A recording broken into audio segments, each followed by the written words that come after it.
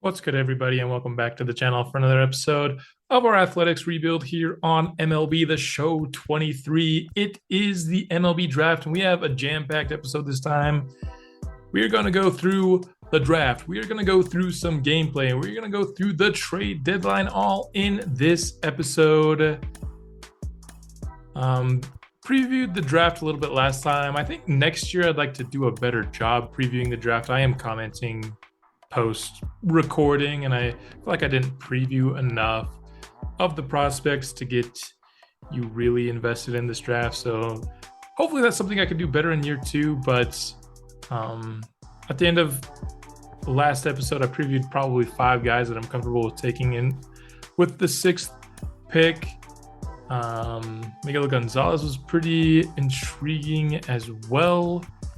And then there was one more guy that I had scouted late that I wanted to check on, and that was Angelo Moda, who, that 86 to 92 potential range is good too, so that would make it like a 6th kind of guy that I was comfortable with taking here in the first round. But I focused pretty heavily in my scouting this time on the first 3 picks. I wanted to really nail those first 3 picks. If we ended up taking shots in the dark with, rounds 3 on, I was fine with it. I just wanted to make sure the top of the draft, we got the best players available. Was not a generational player in this draft class, at least from what I could see. So wasn't really worried about that. I don't think they would make it to me at 6, even if there were to be a generational prospect, but I felt pretty comfortable with this draft. My number 1 prospect was William Park, third baseman who looked like he was going to be an excellent hitter from day one. Pirates go with Sidney Perez here. Perez wasn't the guy that we scouted, but a top 10 player on MLB rankings. Next up at number 2, the Nationals go with a short little guy here. Shortstop Jason Griffith, another guy we didn't scout but ranked 86, so they better hope this guy is a true diamond in the rough. And with the 3rd pick, Detroit Tigers up. They take William Park, my number 1 player, again, third baseman, who looks to have just an excellent bat, both righties and lefties from day one. Was really hoping he would follow me at 6. Was not the case. I did have kind of like a top 3 and then a tier after that. Geraldo Soto you see there at starting pitcher, and then Eduardo Silva. Actually, Eduardo Silva I had ahead of Geraldo Soto, but I was just hoping as long as one of those 3 players could make it to me, I was going to be happy. And turns out both of them did. Again, Geraldo Soto is this player that my scouts say is the number 1 player in the class, but I really wanted to focus on getting a guy that I thought could hit with my first pick. And Silva's not some excellent bat by any means. I think his power versus righties is going to be really good, but has some speed. Not going to be a great fielder right away, but I think he's going to be a good enough hitter that I'm going to like the pick. And so he was the first pick in this franchise. Of course, the potential probably gonna end up in the 80s unless we get lucky, but honestly I'm fine with a high 80s potential if it comes with the guy that's gonna be available to play earlier. And Silva looked like he had a high overall. Geraldo Soto did make it, so we got a chance to draft 2 of our top 3 players. Could not get our number 1 player in this class. We were able to get our 2nd and 3rd favorite players. Soto, our scouts rave about him, say he is the best player in this class. Potential from 83 to 98. Likely going to be somebody whose overall is in the low 60s. Maybe not any defining strengths in his pitching, but also not any weaknesses. Was really hoping he'd fall to us in the 2nd. He was MLB ranked 56. Then there's only 1 pick between mine and our next pick. And so the Nationals, as long as they don't take Bo Schnell, we're going to have another easy choice here. Bo Schnell was kind of the last guy that I thought was truly a first-round caliber player in this draft. So I wanted to get 3 players that I really liked with my 3 top 40 picks, and I think we accomplished that. A center fielder and 2 starting pitchers to start off this draft. Very happy with it. Schnell here, high walks per 9, high break, and another guy who just doesn't look like he's going to be terrible in any one area. Maybe he's not going to have the best control, which control is important, but I think he'll be able to have a lot of time to upgrade it, because he is, 18 years old with all 3 of our first picks. You love to see it, bringing in some young guys. And now with round 3, I had some guys, some that I had scouted, some that I didn't, that I was willing to take a flyer on. I was looking for the relief pitcher Shibuya.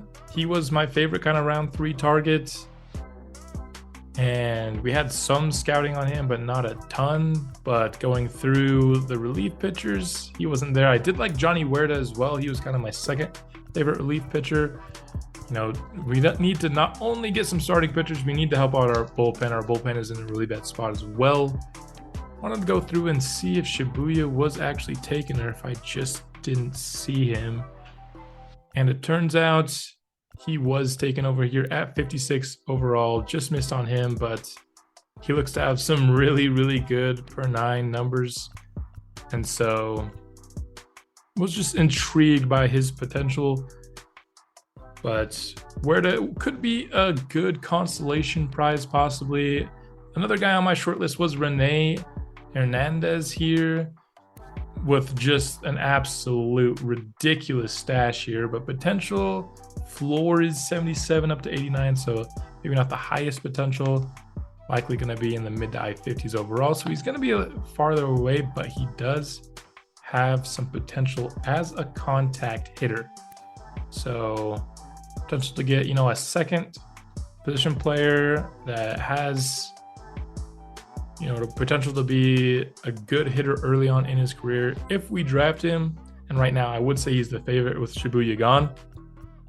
I'm removing that mustache, man. Gotta remove that mustache. Like, it's cool for memes, but we're not trying to meme on this in this series. We're trying to take things seriously, and I just can't take a player like that seriously when you got a stash like that. Come on now. Henry Cuevas was another guy that we drafted that I thought was intriguing, mostly just because his potential, the floor of his potential is 80, and he is a switch hitter. So he was somebody else that I was considering here with this 3rd round pick.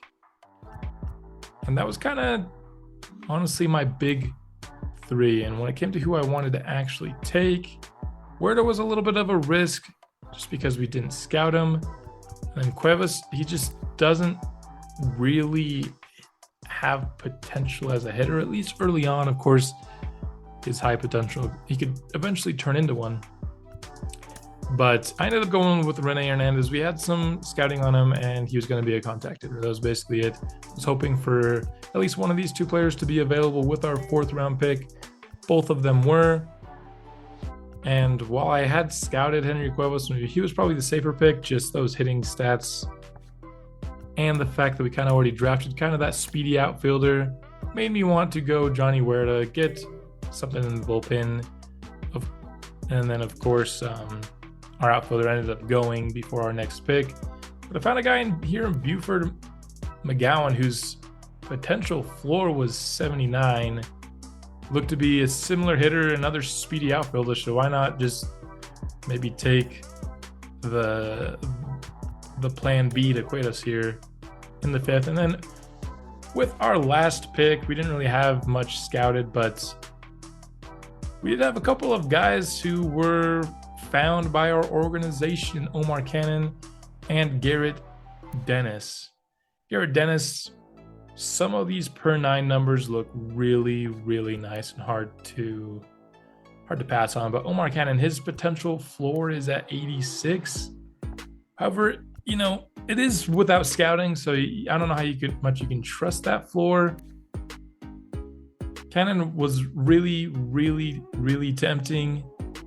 I just felt like we had drafted 2 starting pitchers that we were very, very confident in. And then in terms of bullpen arms, we had drafted one, but we weren't super confident in it just because we hadn't really scouted it. And, you know, without scouting, Dennis was rated higher by our scouts. And I thought that maybe had to be for some reason. His range was obviously a lot higher, but he could have been a potential higher overall. I ended up drafting Garrett Dennis. In hindsight, I don't know if I regret it, honestly, but with the closer here, and went through the draft, and it looks like that other guy didn't end up getting taken, so we'll never get to know unless, you know, that guy is available in future drafts and we draft him in the future. If we made a mistake.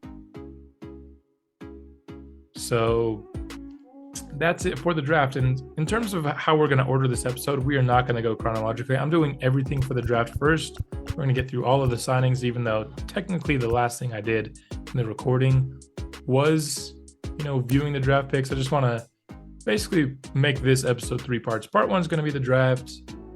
Part 2 is going to be some gameplay, and then part 3 is going to be the trade deadline, even though that's not necessarily how it went down chronologically. Eduardo Silva, the first ever pick here in the franchise. Bats lefty, I like that. As you see, more right-handed pitchers than not. From Puerto Rico, looks like he's going to be a solid power hitter. Out the bat, contact I expect to be something around like high 40s, low 50s. Not like incredible, but not a bad starting point. Soto.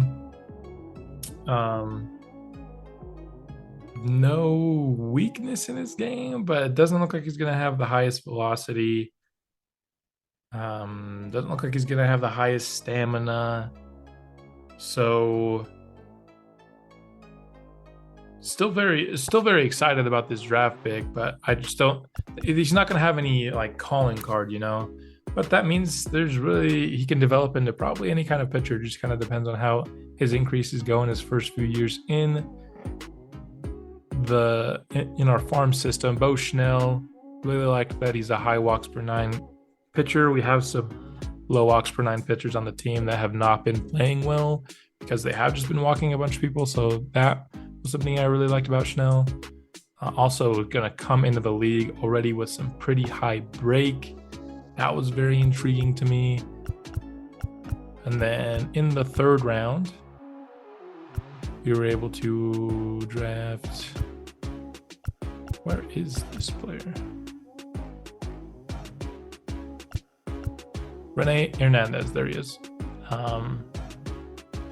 Maybe not the highest ceiling player, but I think a very safe floor of somebody that's just going to get you a high average. Not going to be much of a fielder. Not going to give you power. Even for a contact hitter, his vision isn't going to be anything special. It's really just contact hitting that's going to be his calling card early on. Hopefully he can develop the other stuff once we remove that mustache. Beeford McGowan, overall that, you know, range is pretty low, 40 to 59. You're talking about maybe like a 50 overall player, but could, you know, swing maybe a high B, low A potential.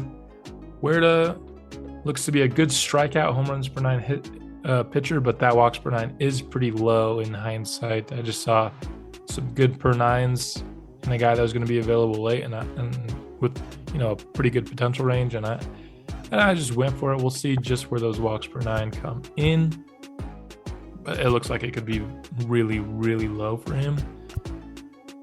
So that's always concerning. I'm fine with, you know, it being decently low, but you don't want it incredibly low because then you're banking on really some really, really high developmental seasons. Garrett Dennis also has potentially low walks per 9, but some of his other per 9s are looking really, really good. So we'll see just where those walks per 9 come in when we start to sign these draft picks. But just going through kind of these players, a lot of them have like greater than 50%. Like Rene Hernandez here is the only guy that doesn't already have at least 50%.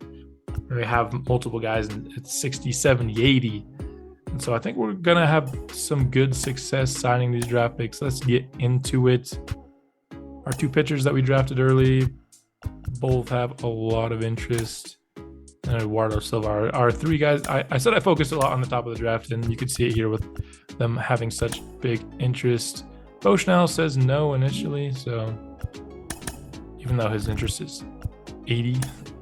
But Geraldo Soto will be the first draft pick to sign with us. Just like I do in my Madden franchises, I'll kind of update their gear, and if I feel like I need to update their face, I will, like we will for Rene Hernandez. But you know, never update like ratings or batting hand or anything like that. We'll never do that. But appearances, very willing to update. And our first pick, Eduardo Silva, also decides to sign with the team. So the only guy that's declined is the guy who's had the most interest, which is super awesome. So in this third slot, we'll go with Garrett Dennis. And we'll get into some more signings here. So gonna offer now Bo Snell a contract. He says yes. Garrett Dennis. We'll add Buford McGowan here. These guys are over 50. I wonder if it will actually take a lot for them. We have plenty of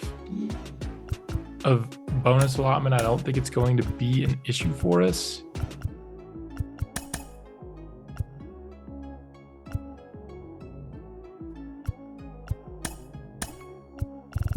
Buford McGowan got him up to 91. He signs. Still have plenty of space for these two. We'll bring them up. And if we can get Johnny Huerta to sign, we will have everyone. We got everyone, and we got it with plenty of time. Didn't even have to sweat close to the deadline.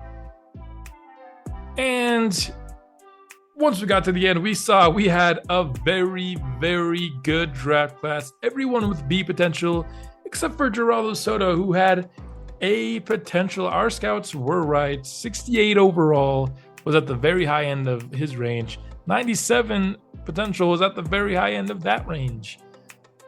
Of his per nines, there's only one under 50, and that's at 48 with strikeouts per nine. You would like to have some higher strikeouts. I like myself some strikeout pitching. Bo Schnell, 65 overall, 60 walks per nine. Control is pretty low at 40 there, but you know, two really solid pitchers that can play early on. You know, they don't need to spend any years in, you know, single A. They can be on the double A team right away next year. That's exciting. Eduardo Silva, 70 overall, comes in with 73 power versus righties. Love to see that with 87 potential. Rene Hernandez, 60 overall, does start out with, like, that was on the high end of his contact ranges, so that's really nice. He should be able to come into double A and hit without problem. Johnny Huerta, walks per nine ends up being at 30. Not the best spot, but I think it's good enough that, you know, with a few years in the minors, he can get it to an acceptable point. Buford McGowan, really low overall. Thought it was going to be around 50, ends up at 45, but he does have 84 potential. He's going to start out at single A, though. He is very, very far away. Garrett Dennis starts out at 62 overall, has B potential, again with 30 walks per nine. Having two pitchers with 30 walks per nine is kind of concerning. Hopefully at least one of them can pan out and actually improve their walks per nine. Tommy Park here is a really, really good closing pitcher prospect. Comes in with 80 strikeout per nine and 77 hits per nine. His lowest per nine is walks, but that's at 52. We just talked about a couple with 30, you know? And so Tommy Park, I got to watch out for maybe some of those top closers falling into the second round, because if we can see more of that, I'm definitely interested in drafting that caliber of player. I don't love like a lot of these closers that you'll see here, like 60 overall with 82 potential. I don't love that as a second round pick, but 75 right off rip, that's available. I'll take it. And then Bo Charlton here with the Mets, another pick that I thought was pretty good. 67 speed, comes in. Not going to be much of a contact hitter or a fielder, but really good power hitter for that deep in the draft. I think is a solid pick. And then, you know, just going through the rest of the league, trying to see if we ended up with the highest potential in the draft. Jermaine Mays, 92 potential as a closing pitcher is pretty good. Seeing what I thought was a pretty decent, honestly, pitcher class, closing pitcher class in like the second and third rounds, maybe. Johnny Flutie, somebody that was on my radar but wasn't really ever at the top, but he's really good. Jesse Denson, good contact hitter with some speed. I think the Brewers did well for themselves in this draft. And then, Sidney Perez, he ended up with 91 potential. And then this Eric Girard at 94 potential is a really good pick late in the draft by them. With that third baseman, Kenny Piquete was one of the top 5 players. He was like the top player outside of kind of that first tier for me. But it looks like, that was a good ranking for him. And then the Rockies here had their first 6 picks, all with 80 plus potential, including, Fernando Cedeno here with 99 velocity. Throws with some gas. And then not the best draft by the Dodgers. They typically draft well, I feel like. Angelo Mota was, kind of the late addition to our top 6. Would have been fine with that, but I definitely think we got the better center fielder. AJ Escalona, good pitcher, low walks per 9. Maybe that's why he wasn't on my radar, but probably still should have been, as that's a good player. Eli Pratt's a solid third baseman picked in the first round by the Orioles. I wouldn't be mad at that pick. Still, I like what we picked. Miguel Gonzalez, decent pickup there by the Yankees. Probably wouldn't be too mad with that first round pick. And then Jonas Riley, wow, 87 strikeouts per 9, 84 velocity, 71 control, 86 break. This is a crazy closing prospect. What's up with the closing prospects in this draft, man? I've done some drafts. I feel like this is the best closing pitcher draft we've had, and we didn't get into it until the 6th round. Henry Cuevas ends up 53-88 overall, so a little bit better than McGowan, but we got McGowan a round later. So here the Guardians got Shibuya, 65 with 87 potential. Yeah, I think that would have been a good third-round pick. Were he available at that spot, would have been very pleased with that for sure. Then you got some gas thrown here by Bob Martinez. And William Park.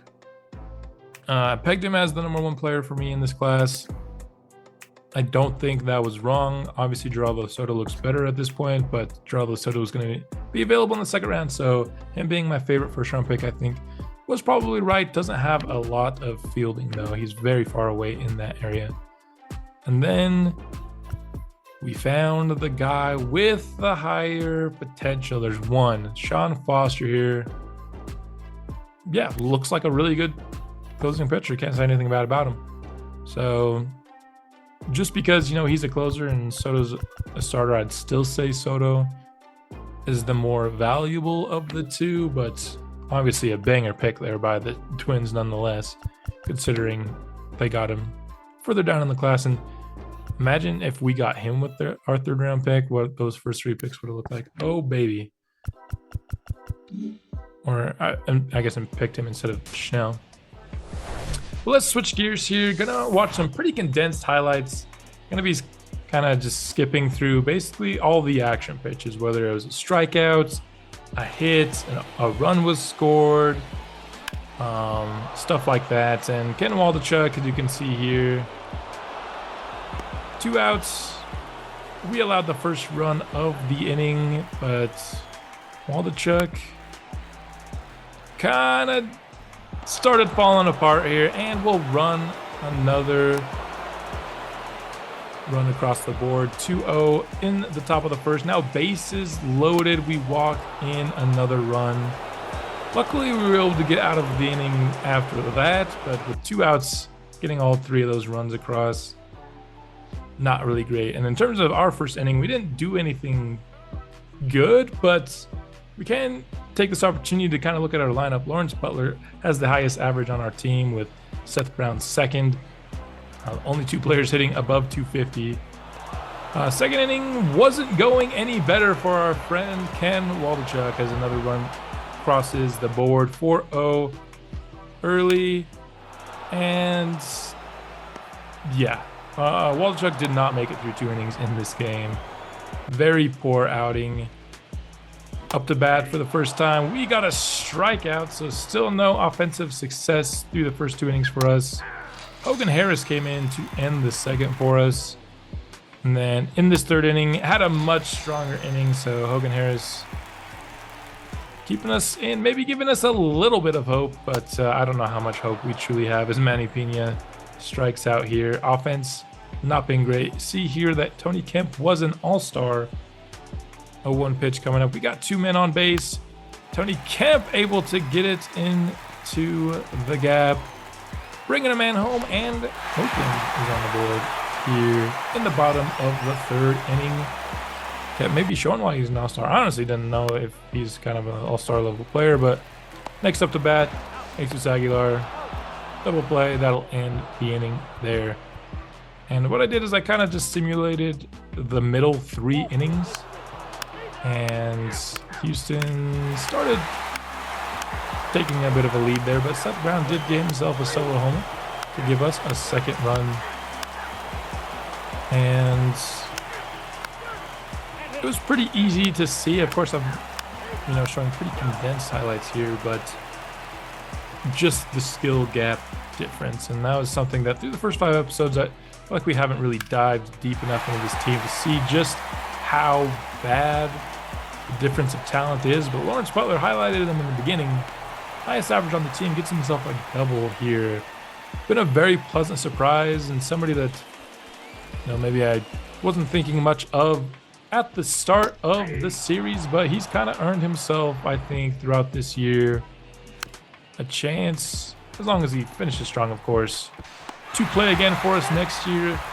Not able to get out there. We get our 3rd run across the board, bottom of the 7th. 1 out, bases loaded. Unfortunately, not able to get anything out of it here.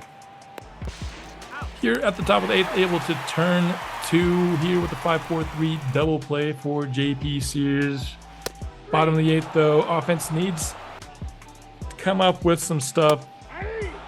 But we start with 2 strikeouts and a 3rd. Houston strikes out the side. Not the best first game. We will watch 2 though, so let's get into the 2nd. And oh my goodness, look at this loading screen. I just had to show you how many players are on cold streaks on our team. This is ridiculous. Our team is not good.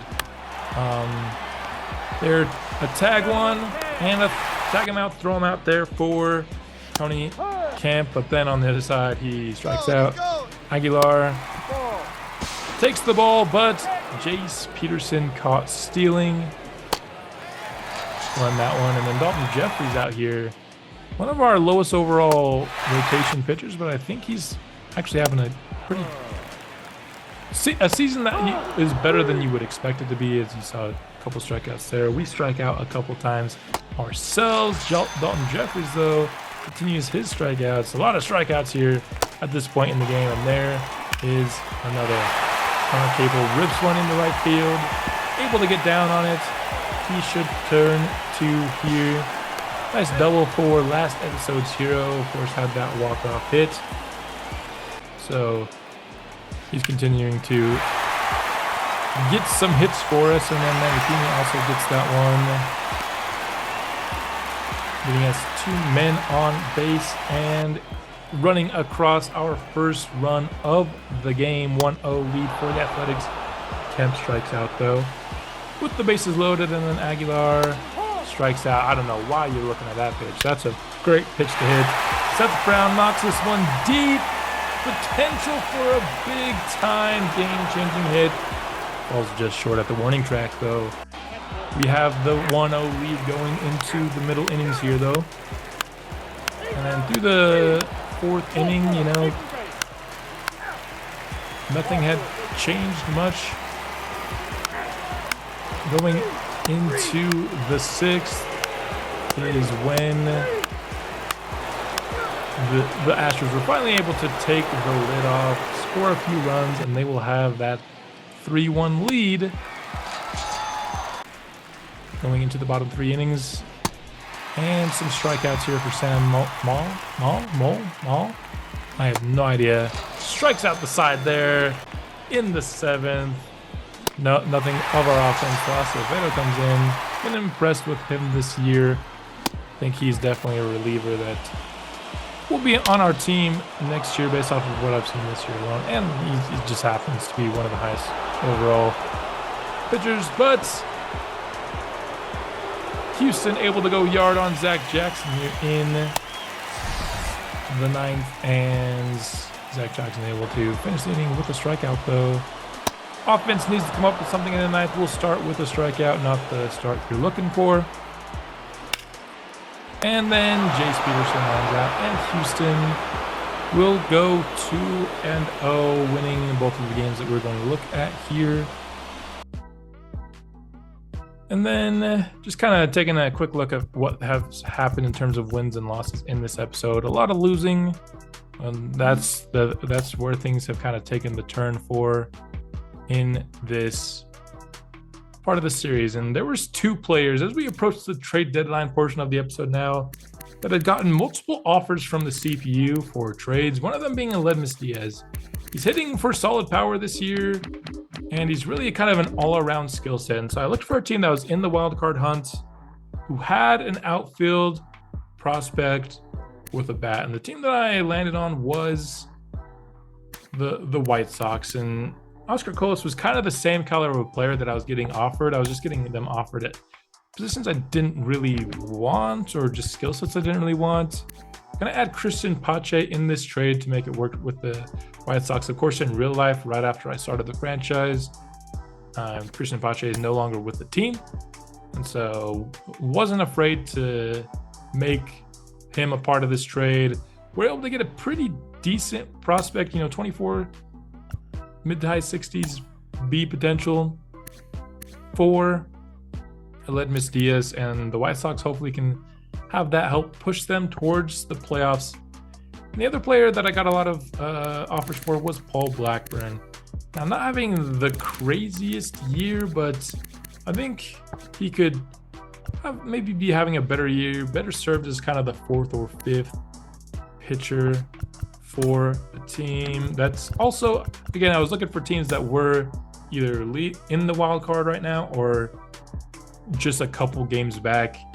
Down the Phillies here, there's a couple of kind of decent, pitching prospects. Wasn't looking for anything crazy in terms of pitching prospects. They're both, low 60s, high 50s, in their mid 20s with low B potential. I also made sure that their potential was low because I didn't think Blackburn was worth anything too crazy. They're both like a very low B. So, 61 overall, 24, 59 overall, 26 years old. Guys that are really kind of 50-50 shots of whether or not they're actually going to ever reach their potential. Thought that was kind of a good deal for Blackburn, who will be part of the Phillies rotation. He'll step into that 5th role. And then Ramon Laureano was kind of the 3rd guy that was getting CPU offers, including this one for Jackson Merrill, who I thought about for a second, but decided to keep Ramon Laureano. And I thought that was all I was going to do in this trade deadline. Then I just kind of looked at the trade block, seeing who was there, and there were a few intriguing names, but by far the most intriguing name I saw was that of Trevor Rogers.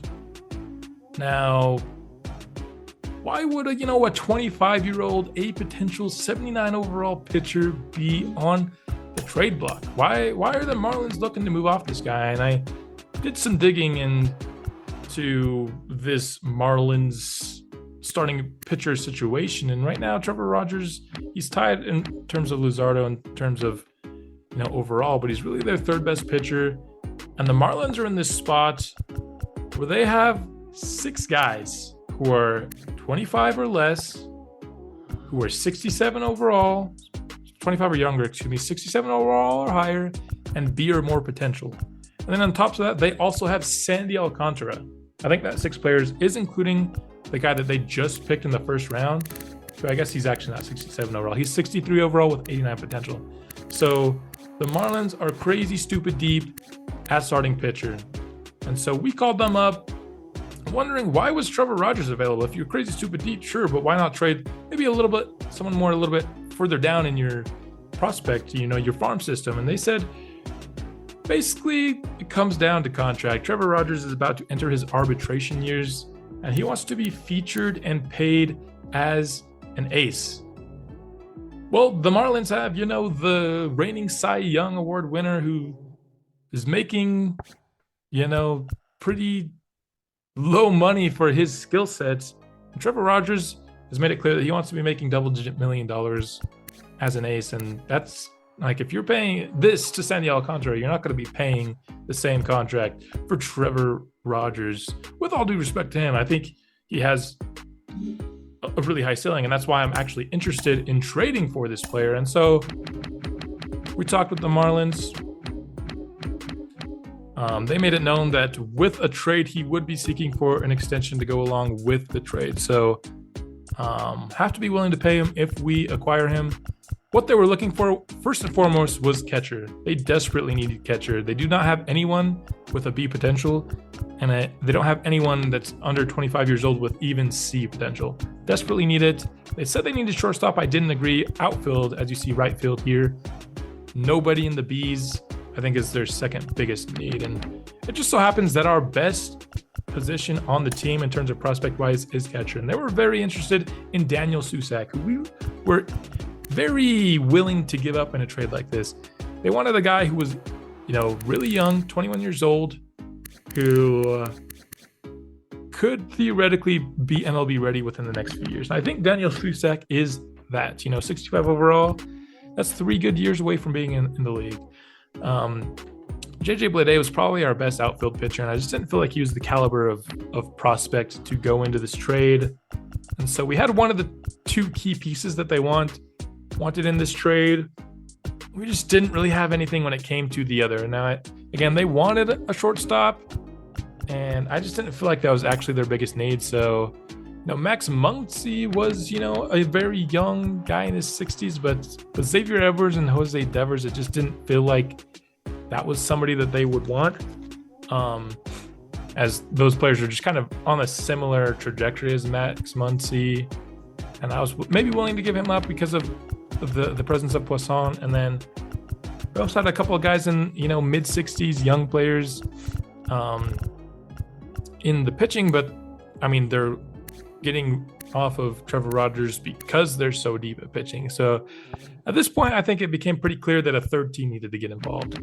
I looked at the Rockies, and they kind of had bad, farm systems at left field specifically, and they also could use help in pitcher. I think Ryan Cusick would be their second or third best sub-25 pitcher. And then the Rockies at right field have Zach Veen, Jordan Beck, and Yankel Fernandez. So step 1 was to add a third team and acquire Yankel Fernandez from the Rockies. And that gives us, a guy 20 years old, mid-60s, mid-B potential. These guys aren't low B potential. They're like 85 potential. And that was enough, along with the shortstop, to get Trevor Rogers onto the team. I don't know why they wanted that shortstop, but they did. And I wasn't going to argue with it. And if I'm being honest, I waffled back and forth for, no joke, more than 2 hours, wondering whether or not I should make this trade for Trevor Rogers. And I eventually came to the conclusion that I should, because he was on the trade block. It wasn't somebody that I kind of forced the storyline to go and trade for him. The Marlins were actively looking to move him. And then B, when I went into their team, it was easy to create a storyline as to why they would move him, right? They're stupid deep at pitcher. He wanted a contract, which we were going to take care of now, of course. I talked about it. If he was getting moved, he wanted a contract extension along with the trade. And so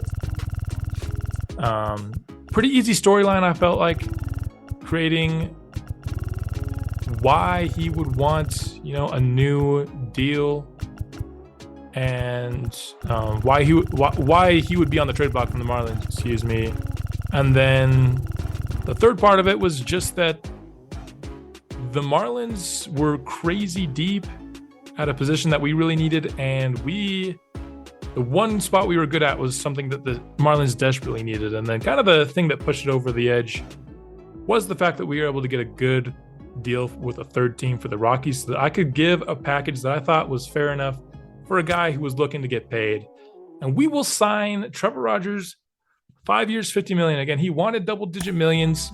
He wanted a little bit more than that, but the fact that we promised him the ace role made him willing to go down to $10 million a year, still hit that double-digit figures.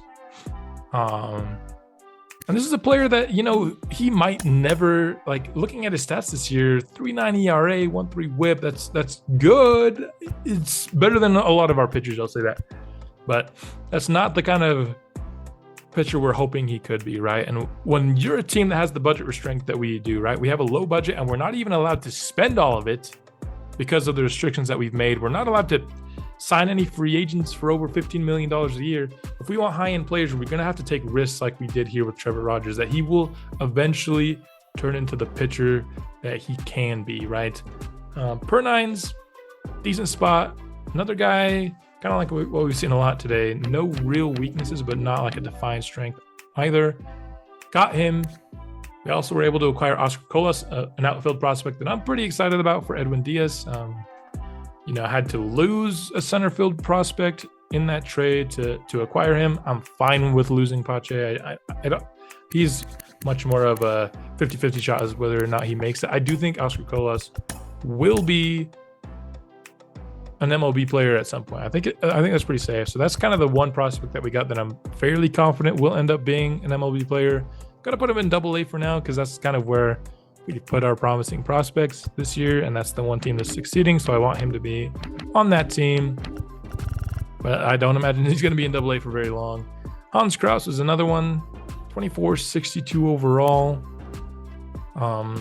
He's done well in Triple-A for sure this year, but just, he's another guy where it's definitely not guaranteed if he's going to end up hitting and being an MLB level pitcher.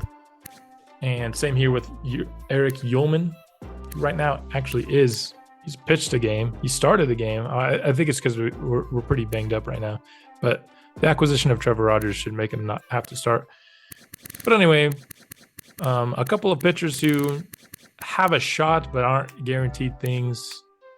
One center field prospect who I am pretty confident will eventually be an MLB player. And then, of course, the very surprising acquisition of Trevor Rogers. We were not dormant this trade deadline at all. And for the first time in this series, this team is starting to feel like it's mine, right? And I wanted to get through the series very fast because I didn't know anybody on the team, and I wanted to get my hands and start to feel like I had some influence as to the team. And this episode is the first time we really felt that, right? We got the draft, got a bright future ahead of us with some of those prospects, got ourselves our new ace, the best player on our team. Still don't have anybody over 80 overall, but I think the future after this episode is looking a lot brighter than it has for the first 5 episodes. I hope you guys liked the trade. There's always a big risk in doing a series that whenever you make a move that just people won't like it. I hope you do. Again, I waffled over for hours, ended up deciding to do it. That's all I have for this episode. I'll be back soon with another, and I will see you then.